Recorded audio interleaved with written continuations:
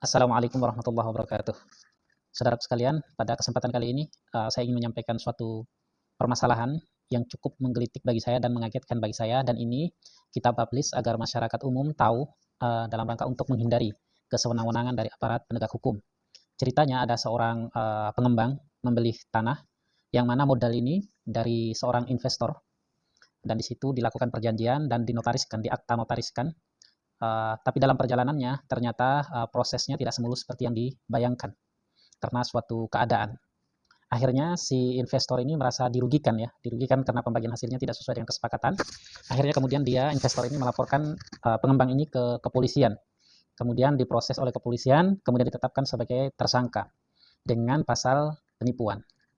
Nah, kemudian karena dia terdesak, pengembang ini terdesak, kemudian dia ditetapkan sebagai tersangka, ketakutan, kemudian dia mencari pengacara. Nah, sebelum kami mendampingi kasus ini, dia sudah menggunakan jasa pengacara 5 orang, jadi dia ganti-ganti. Alasan dia ganti-ganti itu karena para oknum lawyer ini atau oknum pengacara ini bermain di dua kaki, yaitu dia pengen bekerja sama, dia kerjasama dengan oknum penyidik.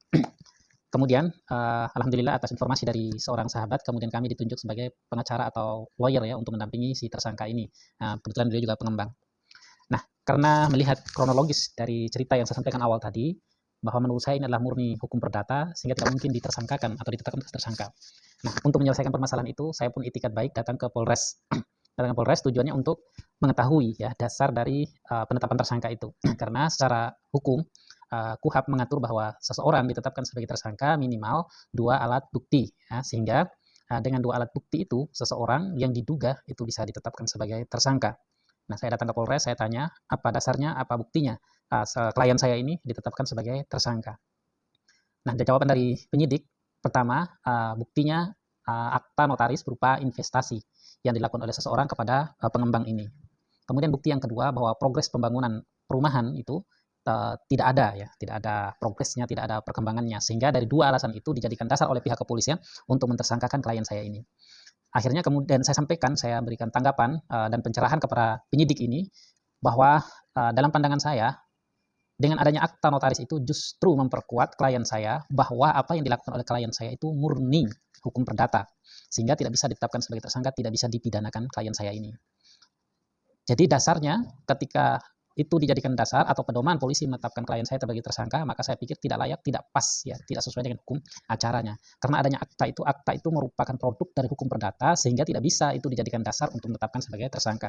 Kemudian yang kedua, penetapannya itu karena alasannya progres pembangunan perumahan itu tidak sesuai atau mandek begitu. Kemudian kami sodorkan, kebetulan sebelum kami ke penyidik, kami sudah mengunjungi perumahan itu, kemudian mengambil beberapa gambar, kemudian kita sampaikan perkembangan terakhirnya, bahwa tidak sesuai dengan apa yang disampaikan oleh kepolisian itu, bahwa progres pembangunan perumahan itu terus berjalan. Ya, alhamdulillah kita bersyukur, karena dari situ kemudian polisi, penyidik tercerahkan dengan informasi itu, ya, dengan informasi itu. Nah, dari sini ada beberapa pelajaran untuk kita semuanya. Yang pertama, bahwa penetapan seorang sebagai tersangka minimal 2 alat bukti, ya, 2 alat bukti. Kemudian yang kedua, bahwa oknum kepolisian ataupun aparat penegak hukum bisa saja keliru, ya, menetapkan seseorang sebagai tersangka. Kekeliruan itu bisa jadi karena kebodohan atau ketidaktahuan, atau bisa juga karena faktor lain, yaitu berupa ekonomi, ya. Faktor ekonomi, yang saya maksud dengan faktor ekonomi ini karena bisa jadi oknum aparat penegak hukum itu disuap oleh pelapor, sehingga ini murni kasus perdata, ditindaklanjuti oleh kepolisian. Kenapa? Karena sudah dikasih uang untuk memproses kasus itu. Nah, ini pelajaran penting bagi kita, bahwa aparat penegak hukum tidak semuanya memiliki SDM yang memadai dalam memahami suatu persoalan, ya. Apalagi mohon maaf, penyidik ataupun oknum aparat penegak hukum ini tidak memiliki basic dasar ilmu hukum, ya, ilmu hukum. Padahal khususnya hukum pidana itu sangat kompleks sekali, sehingga seseorang harus benar-benar menekuni bidang itu baru bisa berbicara permasalahan yang berkaitan masalah hukum pidana. Nah, kemudian yang terakhir pelajarannya adalah bahwa saya menghimbau kepada semua lawyer, semua pengacara yang ditunjuk sebagai penasehat hukum, maka kewajiban Anda adalah untuk membela klien Anda semaksimal mungkin sesuai dengan hukum acara yang ada di Indonesia ini.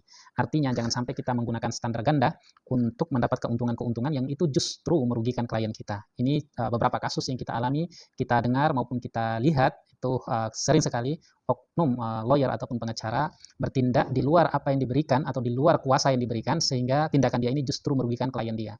Ini sangat disayangkan. Nah, dalam contoh yang saya sampaikan tadi, si pengembang ini mengganti lawyer sampai 5 kali, itu disebabkan karena dia sering dimintai uang untuk katanya untuk penyidik begitu, tapi uangnya belum tentu juga sampai ke sana begitu ya, belum tentu juga sampai ke sana. Nah, ini sangat kita sayangkan sekali akibat dari ulah oknum aparat, dalam hal ini ya saya maksud adalah pengacara tertentu, akhirnya orang pun pandangan kepada pengacara atau lawyer itu semuanya menjadi jelek. Ya, semoga Allah Subhanahu wa taala membimbing para pengacara, para aparat penegak hukum semuanya agar hukum itu ditegakkan benar-benar sesuai dengan aturan yang berlaku.